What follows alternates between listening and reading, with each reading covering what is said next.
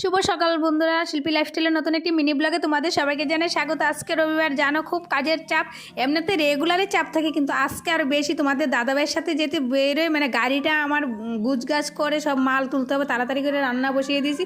আজকে আবার একটু মাংস এনেছে, অনেকটা ঝামেলা। মাংস আবার মা খাইতেছে না, এ হাতে ধরা যায় না। লাস্টে মাংসটা রান্না করবো, মাংস সব কিছু কেটে কুটে রাখছি। আর এদিকে দেখো ভাত, ডাল, শুকনো মাছের তরকারি, বেগুন ভাজি এগুলো হয়ে গেছে। লাস্টে মাংসটা করব, তো আমার সবগুলো এগুলো হয়ে গেছে।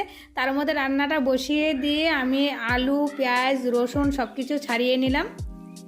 তারপরে লাস্টে এবার মাংসটা ধরলাম, কারণ মাংসটা ধরলে আর কোনো কিছু ধরা যাবে না। তো বসিয়ে দিলাম মাংসর মশলা ভালো করে কষিয়ে নিয়ে ছেড়ে দিয়ে আরও অনেক কাজ বাকি রয়েছে। থালা বাসন গটি, কাপড় চোপড়, মানে বুঝতেই পারো রেগুলার বাসি কাপড় চোপড় প্রত্যেক দিন ধুতে হয়। তার মধ্যে আবার আজকে এক্সট্রা আছে ছেলে মেয়ের স্কুল ড্রেস।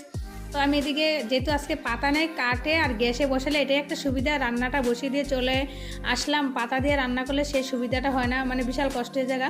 তো আমাদের বেশ কিছুদিন ধরে কাঠ নেই, আমি রান্না করছি গ্যাসে। তো দেখো এদিকে কাপড় দিয়ে চলে আসলাম, ফুটন্ত গরম জল দিয়ে দিলাম মাংসের মধ্যে, কারণ মাংসটা ভালো করে কষানো হয়ে গেছে।